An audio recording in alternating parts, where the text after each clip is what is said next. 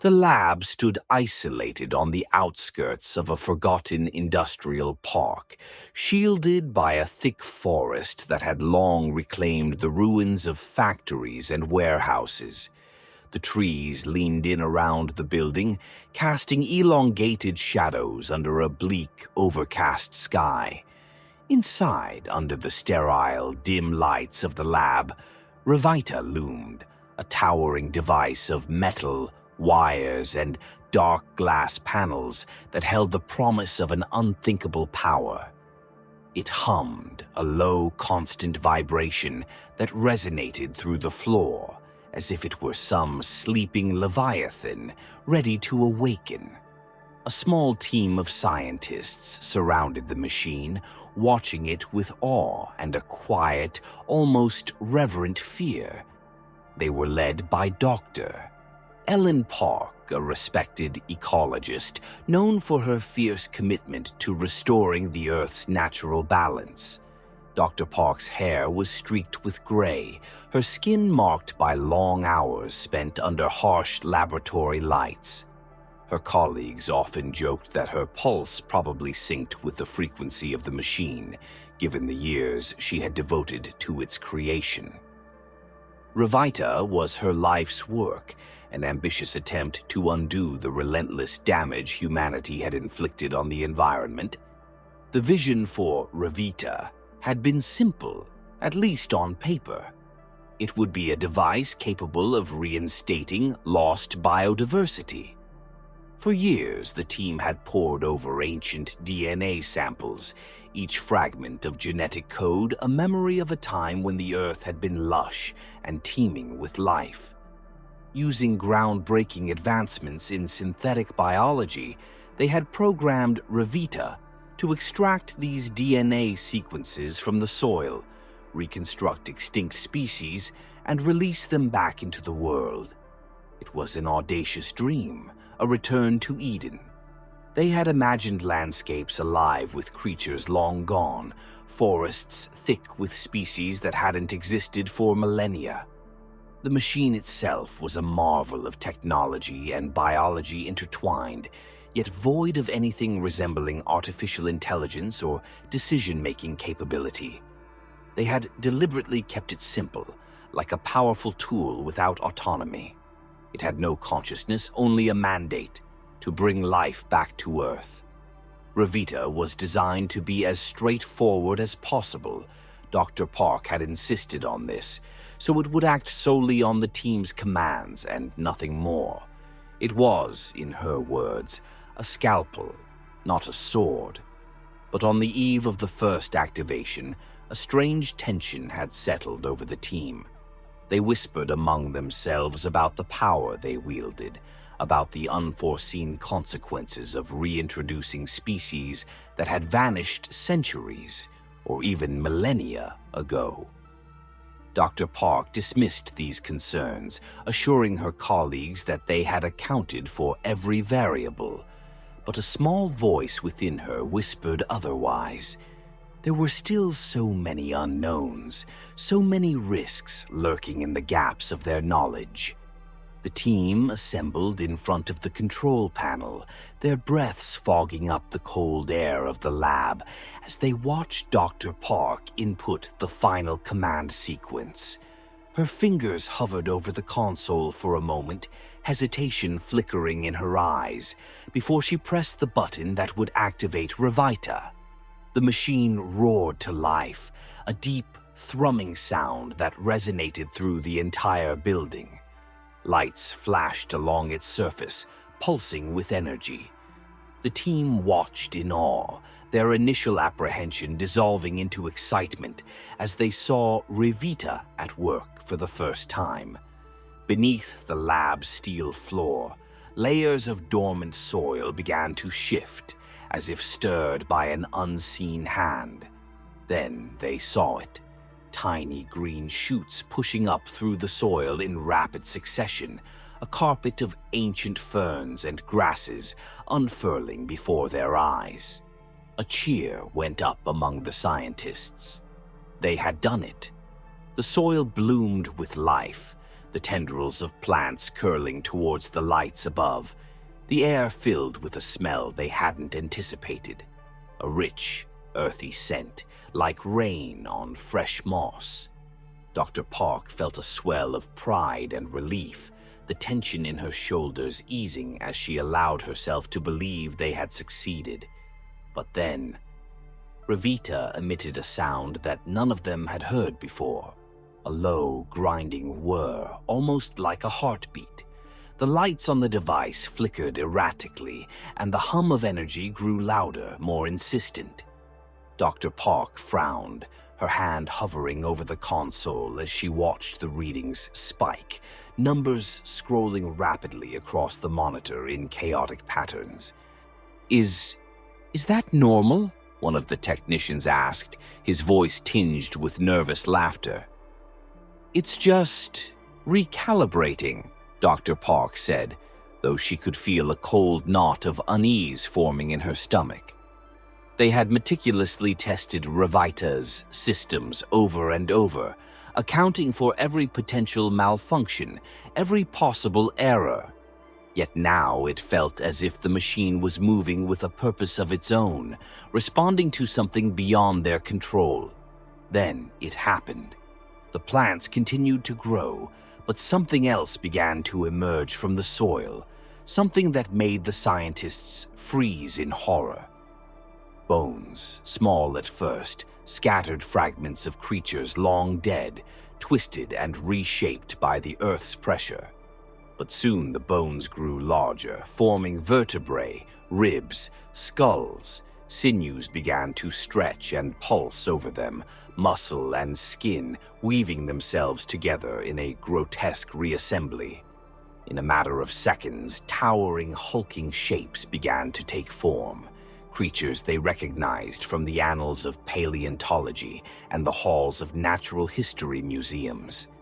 A woolly mammoth, tusks caked in dirt, shook off centuries of stillness as it lumbered forward, emitting a low, rumbling bellow.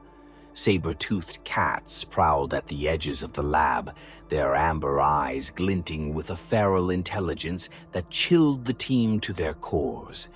But even as they tried to comprehend the impossible scene before them, something even more disturbing emerged. Humans. Men and women, their skin pale and covered in rough animal pelts, stumbled out of the soil as if awakening from a long sleep. Some stared at the scientists with wide, terrified eyes, muttering words in a language none of them could understand. Others looked around with a kind of detached confusion, like lost souls caught between worlds. Dr. Park found herself paralyzed, caught in a nightmare she could barely fathom. These weren't phantoms, nor were they apparitions or illusions. They were flesh and blood, pulled from the depths of time and thrust into a world they could not possibly understand.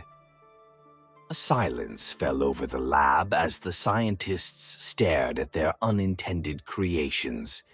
The device continued to hum, louder and louder, as if savoring its power to reshape reality, indifferent to the havoc it had just unleashed.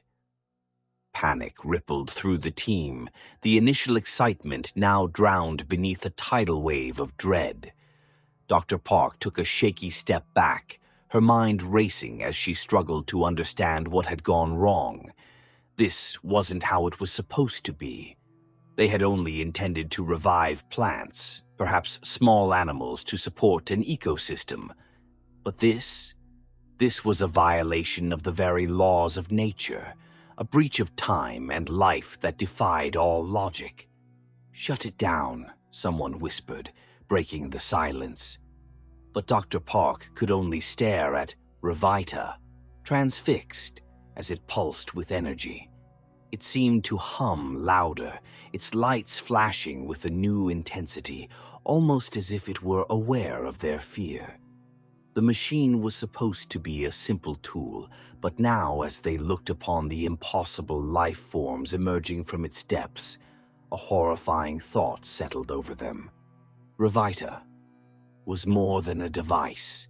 It was a door, and somehow they had flung it wide open. Dr. Park's heart pounded in her chest as the mammoth let out another earth-shaking bellow, its massive form casting shadows over the lab. The ancient humans watched her, their eyes dark and unfathomable. She took a step back, dread clawing at her insides as she realized the full weight of their mistake. They hadn't restored nature. They had rewritten it.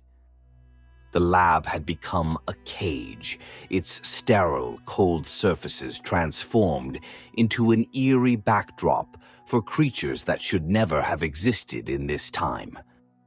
Outside the reinforced glass, ancient animals prowled, their massive forms casting monstrous shadows across the walls. The saber-toothed cats paced restlessly, their amber eyes flickering in the dim light as if agitated by their sudden displacement into the present. Woolly mammoths lumbered nearby, their heavy, fur-clad bodies heaving with each deep breath, hooves clanging like drums against the steel floors as they tried to orient themselves in this strange new world. But the animals were not the only ones who stirred a sense of dread among the team. Scattered throughout the lab, humans from distant eras walked among the scientists, their faces foreign yet unmistakably human. They seemed lost, their expressions a blend of confusion and distrust. They wore the skins of animals, crude pelts stitched together by hand, still damp with soil from their unnatural rebirth. Some looked at the scientists with uncomprehending terror, others with cold, appraising stares, as if assessing their captors, trying to understand this unfamiliar landscape of metal and light. The lab's ambient hum had turned discordant, a piercing whine that grated against the nerves. As the scientists cowered together in clusters, fear coiled tight in their chests, each heartbeat a reminder of the brutal error they had committed. Dr. Park, who had once stood as a figure of authority and calm, now looked hollow, her eyes rimmed with shadows. She clutched a clipboard with knuckles gone white, her gaze locked on the disheveled, disoriented humans before her. One of the revived people, a man, tall and broad-shouldered, with hair wild and knotted, stared straight at Dr. Park. His eyes were sharp, a flint-like intelligence flickering beneath the layers of time and instinct. He was silent, his lips moving as if trying to form words in a language that had not been spoken in millennia. He raised one hand, holding a stone blade chipped and polished with a precision that belied its primitive design. The other scientists shrank back instinctively, a few whispering in fear. But Dr. Park held her ground, her mind racing to find some explanation, some sense in the chaos. "Dr. Park, what have we done?" whispered Johansson, one of her closest colleagues, his face pale with horror. She couldn't answer. The events defied any logical framework, any theory they had developed. She had expected to see life, plants, maybe small mammals, reintroduced into modern ecosystems. But this, Revita, had breached the boundaries of science, had disregarded the constraints of time, plucking not only animals but humans from the depths of prehistory and thrusting them into the sterile, unnatural confines of the laboratory. Before she could respond, a sudden scream sliced through the air, sharp and raw. One of the revived humans, a woman wrapped in furs, her face streaked with mud, had lunged at a technician who had backed too close. She snarled, her eyes fierce, her grip unyielding as she dragged him to the ground. The technician flailed, his voice rising in panic, but her strength was overwhelming. She held him pinned, her face inches from his, hissing guttural words in a tongue lost to history. The rest of the team watched, paralyzed with terror, as the technician tried to break free. Finally, Dr. Park snapped into action, shouting, "Let him go!" She took a step forward, hands raised in a pacifying gesture, trying to show she meant no harm. The woman's eyes darted toward her, narrowing with mistrust, but after a tense moment, she released the technician, who scrambled backward, breath coming in gasps. The woman muttered something, a low, almost reverent sound, as she backed away, her gaze lingering on Revita with a dark, almost worshipful intensity. Dr. Park realized with a jolt that these people, these ancient souls, viewed the device not as technology, but as something far more powerful, something almost divine. In their eyes, Revita was a god. The creatures roamed freely now, their movements fluid and predatory, ignoring the scientists entirely. The saber-toothed cats seemed to own the corridors, slinking through the lab's halls with lethal grace, pausing only to scent the air, their muscles coiled like springs. A mammoth, seeming almost bewildered, trumpeted and knocked over a metal shelving unit, the crash echoing through the lab as the scientists shrank back further into their cluster. The humans, however, had begun to explore in their own way. A small group of them moved with purpose, their eyes sweeping the lab's walls, lingering over every piece of equipment with intense, unsettling curiosity. A few of them examined Revita itself, whispering among themselves, gesturing with cautious hands as though they feared angering the metal behemoth.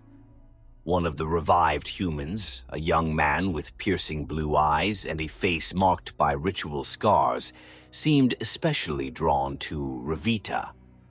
He approached it slowly, his gaze reverent. He reached out a hand, fingers trembling, and pressed his palm against its cold metal surface. A flicker of recognition crossed his face, and he began to chant, a low, mournful song that echoed off the walls. The device seemed to respond, its hum intensifying, vibrating in resonance with the ancient rhythm of his voice. The scientists exchanged uneasy glances. There was an understanding in his gaze, a connection with Revita that went beyond anything they could fathom. It was as if he recognized the machine, not as a mere object, but as something he knew, something that had always existed, even in his time. Dr. Park's heart pounded as she watched him, a cold realization settling over her. Revita had become more than just a machine. It was a gateway, a bridge between eras, drawing these beings not as passive products of science, but as souls with memories, instincts, and perhaps even knowledge. It had reached into the deepest parts of time and space, not just pulling bodies, but calling them, inviting them to exist in this place. And yet, there was something fundamentally wrong with them, something that didn't quite fit. They were out of sync, like a melody played just out of tune. The revived humans moved with purpose, but their eyes were unfocused, their gestures almost too deliberate, as though some unseen force was guiding them, pressing them toward something beyond even their own understanding. A scientist named Mendez approached Dr. Park, his face drawn with terror. "Ellen, it's not just the animals, it's the people. They're acting like they're in a trance, like they know Revita, like they're part of it." Before she could respond, another crash resounded through the lab. This time, one of the saber-toothed cats had leapt onto a table, scattering equipment and sending monitors crashing to the floor. It turned its gaze toward the scientists, eyes gleaming with a feral intelligence, and with a single slow step, it began to approach, its low growl reverberating through the air like thunder. The humans who had been revived turned in unison, watching the creature with a silent intensity, their expressions devoid of fear. One of them, a woman with a tangled braid of dark hair, raised her hand and gestured toward the cat. It hesitated, but then lowered its head and moved back, as if obeying an unspoken command. She turned her gaze toward Dr. Park, her eyes sharp, almost accusing, as though she held them responsible for something they couldn't even comprehend. Dr. Park's breath caught in her throat. These humans had brought something back with them, a force beyond time and understanding, something that went deeper than science. It was as if they were bound to the device in ways she couldn't grasp, tied to it with threads that stretched through ages and dimensions. Revita was no longer a tool in their hands. It had become an entity, a force with its own will, and it had called them here for a reason. The scientists began to back away, retreating from the center of the lab as the creatures prowled, and the ancient humans watched them with unreadable expressions. They couldn't speak the same language, couldn't reason or negotiate, couldn't explain that they were only trying to help the Earth. They were as foreign to these resurrected souls as the stars themselves. Dr. Park's voice shook as she whispered to Johansson, "We need to shut it down. Whatever we've done, it's more than we planned for. We have to stop Revita before it brings back something we can't control." But even as she said it, she knew it was too late. The device continued to hum, a sound that seemed to burrow deep into their bones, resonating with a darkness that felt almost alive. They had thought they could control the past, manipulate it to suit their needs, but now the past was staring back at them, eyes sharp with knowledge and power they could never hope to understand. And in that moment, Dr. Park realized that they were no longer in control. They were prisoners in a world they had unwittingly created, caught between ancient beasts and forgotten souls that had been summoned from the depths of time to reclaim a place in a world that no longer belonged to them. Days had passed since the first activation of Revita, though time in the lab had lost all meaning. Outside the fortified walls, ancient beasts roamed freely in the surrounding wilderness. The primal sounds of mammoths trumpeting and saber-toothed cats growling created an unsettling symphony that echoed through the building's thin metal and concrete walls. Inside, the survivors moved in fearful silence, fully aware that the lab was no longer theirs. They were trespassers in their own world, a world they had reshaped, now prowled by creatures both wild and wary. Dr. Park sat against the wall in the control room, hands shaking as she fumbled with her notebook, trying to find some semblance of order in the madness.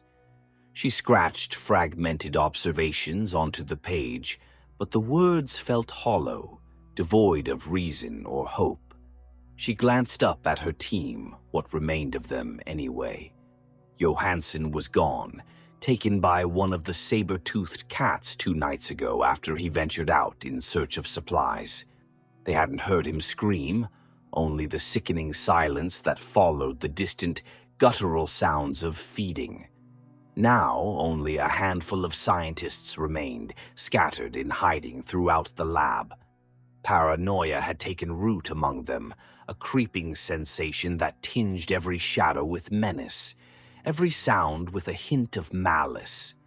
They were huddled together, reduced to whispering, trying to stifle the trembling in their voices as they debated how to survive the nightmare they had unleashed.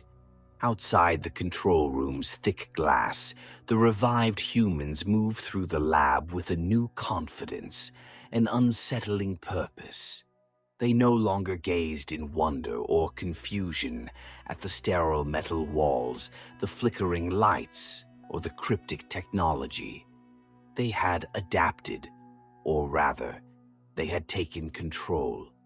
The most unnerving part was the strange, almost ritualistic way they seemed to interact with Revita.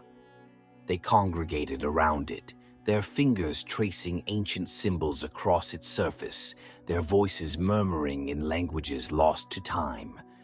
It wasn't only the humans from the past who had begun to assert dominance. The creatures, too, seemed to operate under a grim hierarchy that placed the scientists firmly at the bottom. The saber-toothed cats ruled the hallways and passages, their sleek, muscular forms slipping between shadows, marking the lab as their territory. Mammoths claimed larger spaces, pressing against walls, blocking pathways, their sheer size intimidating even the revived humans, who kept their distance. A chilling moment came one evening when Dr. Park peered out of the control room's viewing window and saw one of the revived humans, a man with ritual scars etched across his face, leading a saber-toothed cat by its side, as if he had somehow tamed it. The massive predator padded quietly next to him, its low growl echoing through the corridors, its gaze fixed ahead as though understanding its place in this twisted hierarchy.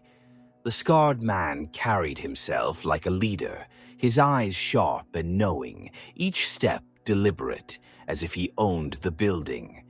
He looked up, and his gaze met Dr. Park's through the glass. She drew back instinctively, heart pounding, a cold sweat breaking over her skin.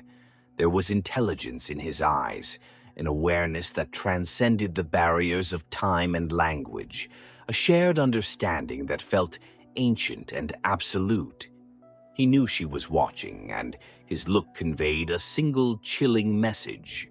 "You don't belong here." Dr. Park stumbled back, her knees weak, and the others looked at her with a mixture of fear and expectation, as though hoping for a plan, some way out of this labyrinthine nightmare. She wanted to reassure them, to offer hope, but the words died in her throat. She was as lost as they were, a prisoner of her own invention. Late that night, the team gathered in the control room to strategize. They spoke in hushed tones, voices barely audible over the oppressive hum of Revita. The machine seemed louder now, as though it were feeding off the chaos, growing stronger with each passing hour.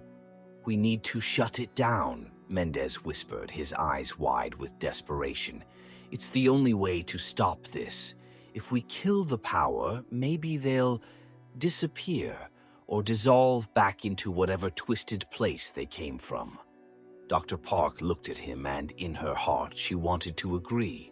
But the machine's power source was integrated deeply within the building, and even if they managed to reach it, there was no guarantee that cutting it off would reverse what they had done. Worse yet, there was a gnawing feeling inside her, a suspicion that the machine would fight them.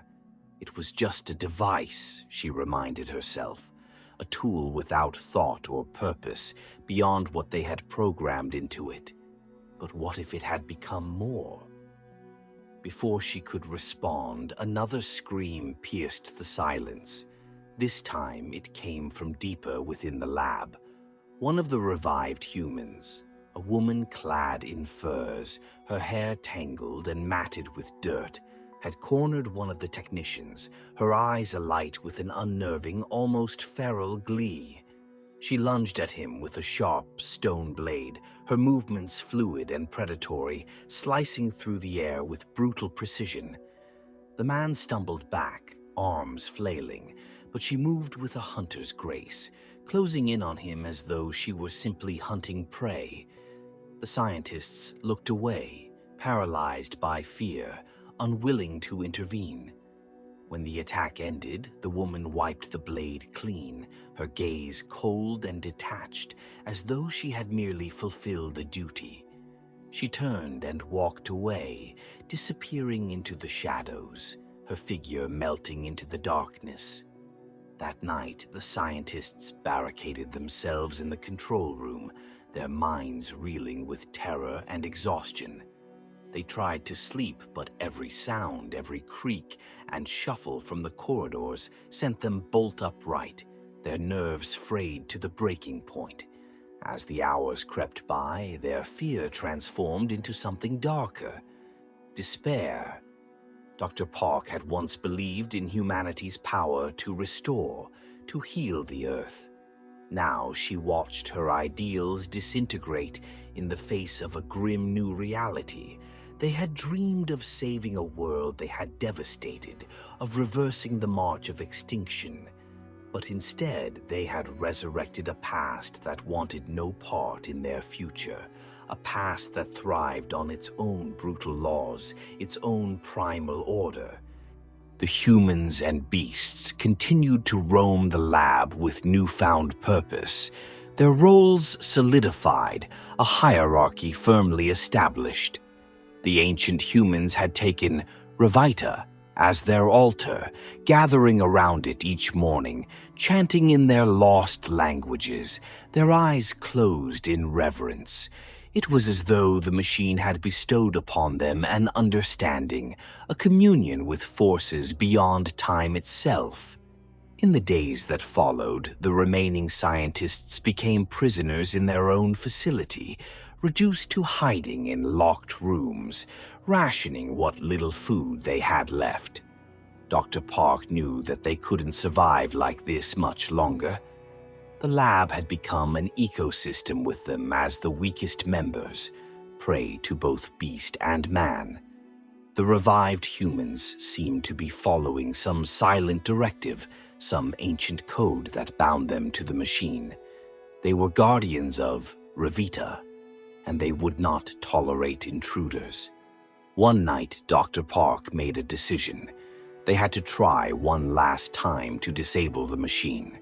Even if it meant her life, even if it brought nothing but destruction, she couldn't allow Revita to continue reshaping reality, to keep dragging creatures from the depths of time into their world. She gathered her team, her voice low but resolute. "We're going to the core. We'll cut the power at the source. It's our only chance." The group nodded, fear glinting in their eyes, but beneath it a spark of hope, however faint. They armed themselves with whatever they could find, metal rods, shards of broken equipment, anything that could serve as a weapon.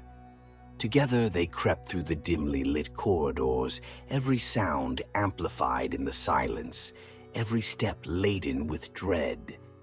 As they neared the machine's core, they encountered one of the revived humans, the scarred man who had tamed the saber-toothed cat. He stood in the center of the corridor, blocking their path, his expression calm yet unwavering, his eyes filled with an ancient, unfathomable power. He raised a hand, palm outstretched, signaling them to stop. Dr. Park felt a shiver run down her spine. She looked at the others, seeing her own fear mirrored in their faces. But there was no turning back. They had come this far. With a surge of courage, she stepped forward, her voice barely a whisper. "We have to end this."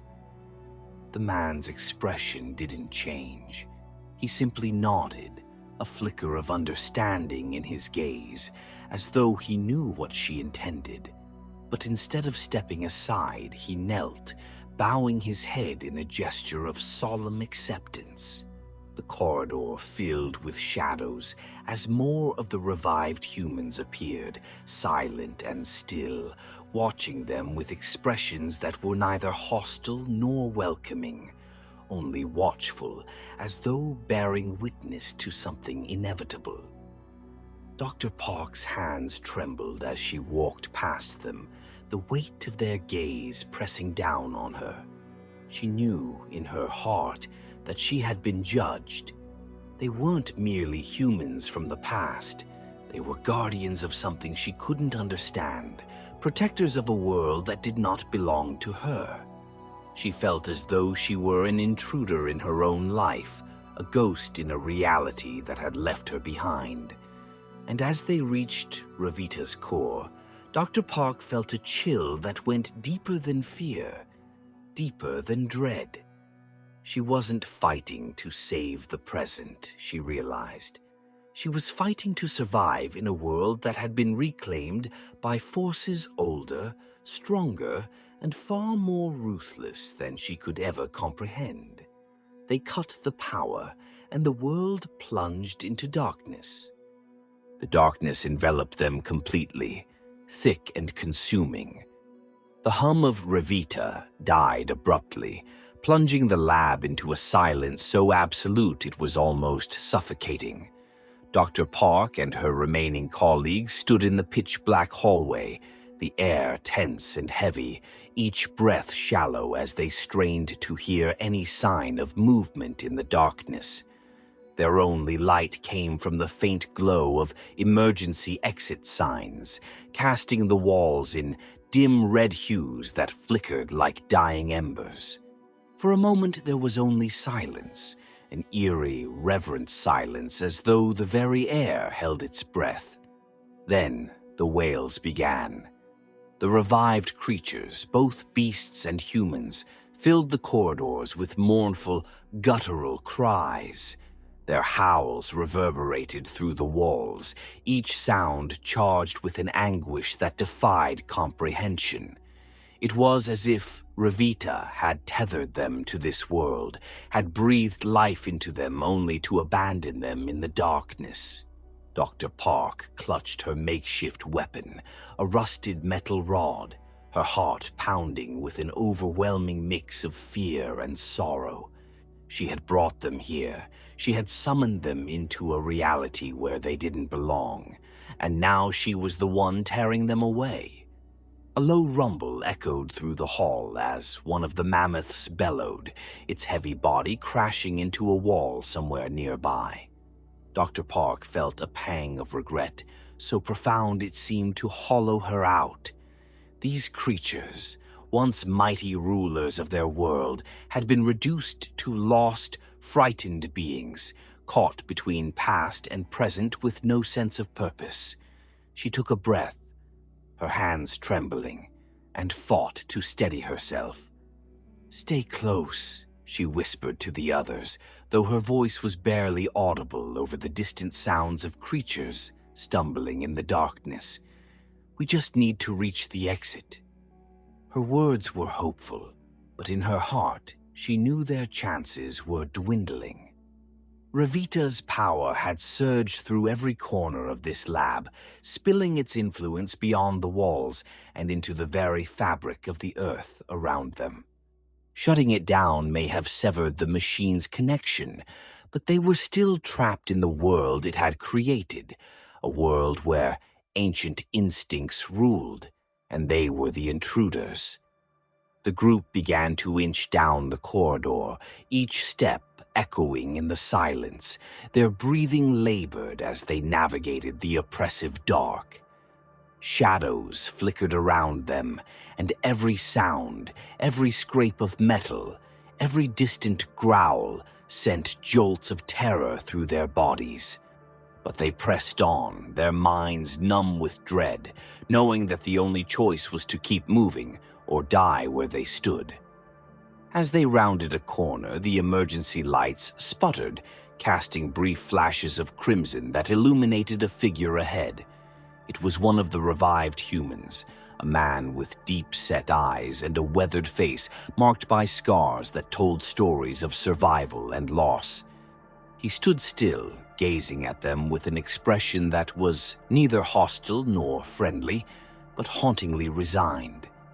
In the brief moments of flickering light, Dr. Park saw a deep sorrow in his gaze, as if he understood his fate and the fate of all who had been summoned into this unnatural world. The lights dimmed again, leaving them in darkness. Dr. Park held her breath, but when the lights blinked back, the man was gone. An involuntary shiver ran through her. She realized that even in this world of revived ancient beings, they were the ones who felt alien, foreign bodies forced into a reality they couldn't control. The revived humans had accepted their place in the dark, while she and her team stumbled like children lost in a nightmare. Mendez, one of her colleagues, grabbed her arm, his voice hoarse. How much further?" His voice was a choked whisper, barely more than a breath, as if he feared drawing attention to himself. "Not far," she lied, giving his hand a reassuring squeeze. "Just a little longer." They moved again, but she knew that hope was slipping, that this path was as much a descent into oblivion as it was a march toward salvation. Suddenly, the group was stopped by a distant, rhythmic sound. Revita had reawakened. A soft, pulsating hum vibrated through the floor, growing louder, deeper, filling the corridors with a presence that seemed alive. Dr. Park's breath caught as she realized what was happening. Even cut from its power source, Revita was struggling, fighting to regain its influence. Somehow, in some twisted miracle of machinery, it was reactivating itself. Mendez looked at her, wide-eyed. Didn't we kill it?" "We did," Dr. Park whispered, her voice barely audible, her mind racing to comprehend the impossible. "But it won't let go. It's trying to bring them back." The scientists exchanged horrified glances. If Revita reactivated fully, it would pull the creatures back to life, reanimate them with even more ferocity, tethering them permanently to this time. They had to escape, but the exit felt impossibly distant, unreachable. Dr. Park's heart hammered as they turned down the final corridor, only to find it blocked. The scarred man stood before them, his expression stoic, resolute. Behind him, other revived humans gathered, filling the hallway, their gazes unwavering, their presence ominous. Their eyes glowed faintly in the emergency lights, their faces set with a grim determination. They wouldn't let the scientists leave. For a moment, no one moved. The revived humans watched them, their expressions unreadable, while Dr. Park and her team clung to the hope of escape. Then the scarred man took a step forward, raising his hand in a gesture that was strangely solemn, almost ceremonial. He reached out to Dr. Park, his hand open, palm up, as if offering her a choice or perhaps a warning.